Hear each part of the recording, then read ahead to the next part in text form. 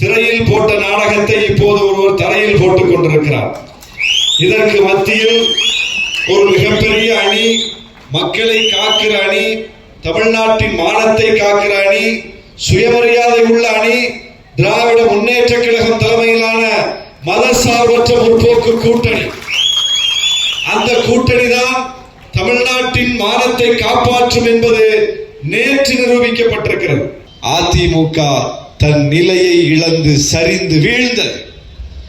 ஜெயலலிதா அம்மா ஆட்சியை பிடித்துவிட்டு சசிகலா அம்மையார் வழியாக எடப்பாடியிடம் ஆட்சி ஒப்படைக்கப்பட்டது. ஆட்சி இருக்கிறதா எடப்பாடியிடம்? இல்லை. எடப்பாடியிடம் அந்த கட்சி ஒப்படைக்கப்பட்ட போது அந்த கட்சிக்கு 37 எம்பிக்கள் இருந்தார்கள். இப்போது ஒரு எம்பி இருக்கிறார்களா? இல்லை. எடப்பாடியிடம் அந்த கட்சி ஒப்படைக்கப்பட்ட போது 45 விழுக்காடு வாக்கு வங்கி உள்ள கட்சியாக ஒப்படைக்கப்பட்டது.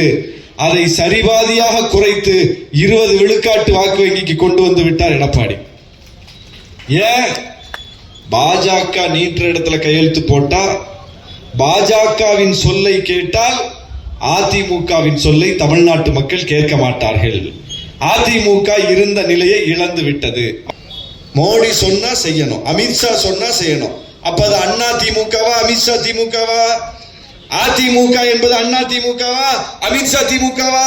அது அமித்ஷா திமுகவாக மாறிவிட்டது. அப்ப அமித்ஷா திமுக என்கிற அண்ணா திமுக ஒரு பக்கம், இன்னொரு பக்கம் இன்னைக்கு பாருங்க சர்ச்சில் முட்டி போட்டுட்டு போறாரு. சினிமா நடிகைங்கிறத எல்லா இடத்திலையும் நிரூபிக்கிறார். அது ஒரு தனிப்பட்ட வழிபாட்டு உரிமை. அது நாளன்னைக்கு தேர்தலை வச்சுக்கிட்டு இன்னைக்கு செய்யறாரு பாருங்க. நெருக்கடியான நேரத்தில் இந்த மக்கள் பாதிக்கப்படும் போது கூட யார் இருந்தார்? நீ வந்தியா? ஒரு கண்டன அறிக்கை விட்டியா? புரட்சியாளர் அம்பேத்கரை கொள்கை தலைவர்னு அறிவித்திருக்கிறிய? ஆணவ கொலைகள் நடந்தது, கவின் ஆணவ கொலை நடந்தது, எதிர்த்து ஒரு வார்த்தை பேசினியா? மதுரையில் மாநாடு போட்டிய, அந்த மாநாட்டில் அதை பற்றி பேசினியா? அந்த ஆணவ கொலை நடந்து ஒரு வாரத்தில் மதுரையில் மாநாடு, ஆனால் அதை பற்றி ஒரு வார்த்தை பேசவில்லை, ஒரு வார்த்தை பேசவில்லை. இப்படிப்பட்ட நடிகர் ஒரு புறம். சரி, ஊருக்கெல்லாம் பிரச்சனை வந்துச்சு, பேசல. கிறிஸ்தவர்கள் பாதிக்கப்பட்டாங்க, பேசல. முஸ்லிம்கள் பாதிக்கப்பட்டாங்க, பேசல. பட்டியலின மக்கள் பாதிக்கப்பட்டாங்க, பேசல. ஒன்றிய பாஜக அரசு பட்ஜெட்ல தமிழ்நாட்டை வஞ்சித்து, தமிழ்நாட்டுக்கு திட்டங்கள் தர மறுத்து, தமிழ்நாட்டுக்கான நிதியை தர மறுத்து, தமிழ்நாட்டை மோசமாக நடத்தக்கூடிய ஒரு பட்ஜெட்டை போடுது. அதை எதிர்த்து ஒரு வார்த்தை பேசல. தமிழ்நாடு பாதிக்கப்பட்டாலும் பேச மாட்டேன், எந்த மக்கள் பாதிக்கப்பட்டாலும் பேச மாட்டேன். சரி, ஓகே. அந்த ஆளுக்கே பாதிப்பு வந்துச்சு பிஜேபியால. அவரு நடிச்சு பல 100 கோடி மதிப்புல செலவுல எடுக்கப்பட்ட படத்தை காரணமே இல்லாம சென்சார் போர்டு இழுத்தடிச்சு அந்த படமே இன்னைக்கு வேற மாதிரி தான் வெளியே வரக்கூடிய ஒரு சூழ்நிலை ஆகி போச்சு. அது பெரிய நட்டத்தை கொடுத்து விட்டது. அந்த படம் முடக்கப்பட்டு விட்டது.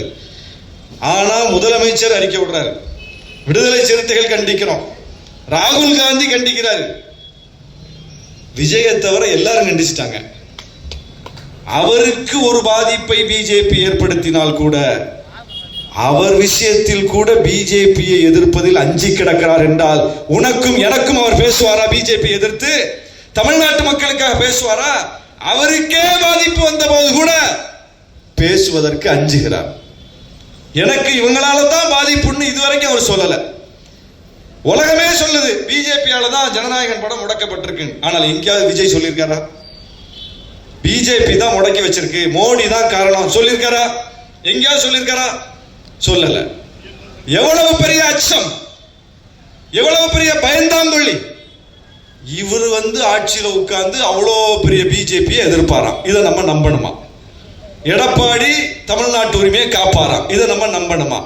அப்போ எடப்பாடி ஒரு பக்கம், விஜய் ஒரு பக்கம், நம் பக்கம் நிற்கிறவர் யார்? இதுல தமிழ்நாட்டை வழிநடத்தக்கூடிய தளபதி மு.க. ஸ்டாலின் அவர்கள். இந்த தூய சக்தி, ஆட்சியில பங்கு தர்றேன், அதிகாரத்துல பங்கு தர்றேன். சரிப்பா, எங்களுக்கு நீ பங்கு தர்ற, நாங்க வரவேற்கிறோம். அது எங்க முழக்கம் தான். ஆட்சியில் பங்கு, அதிகாரத்தில் பங்கு என்பது நாங்கள் முன்வைத்த முழக்கம் தான். அதை நீனும் முன்வைக்கிற, வரவேற்கிறோம். எல்லாரும் அதை முன்வைங்க. அதுக்கு முன்னாடி ஓம் பங்கு என்னன்னு உனக்கு தெரியுமா? நம்ம ஒருத்தருக்கு பங்கு தர்றோம் அப்படின்னு சொன்னா திருப்பி அவன் நம்மள்ட்ட கேட்பான்ல, ஓம் பங்கு என்னப்பா?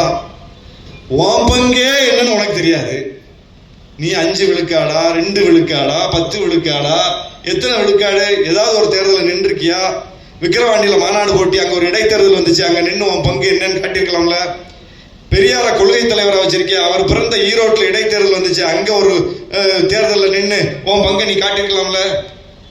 உன் கொள்கை எதிரான பாஜக, அந்த பாஜகவை வீழ்த்துவதற்கு நாடாளுமன்ற தேர்தல் ஒரு வாய்ப்பா உனக்கு வந்துச்சு. 40 தொகுதியில கேண்டிடேட் போட்டு தேர்தலை சந்தித்து உன் பங்கு என்னன்னு நீ காட்டியிருக்கலாம்ல. அதெல்லாம் வெளியே வர மாட்டேன், தேர்தலை சந்திக்க மாட்டேன், 6 மணிக்கு மேல ஆட்டோ ஓடாது, பிரச்சாரம் செய்ய மாட்டேன்.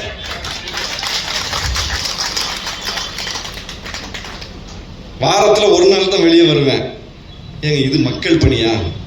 இது மக்கள் பணியா? மக்கள் பணினா என்னன்னு தெரியுமா? மக்கள் பணினா என்னன்னு அம்பேத்கர் திடலில் போய் தலைவர் எழுச்சி தமிழரை சந்தித்து தெரிந்து கொள்.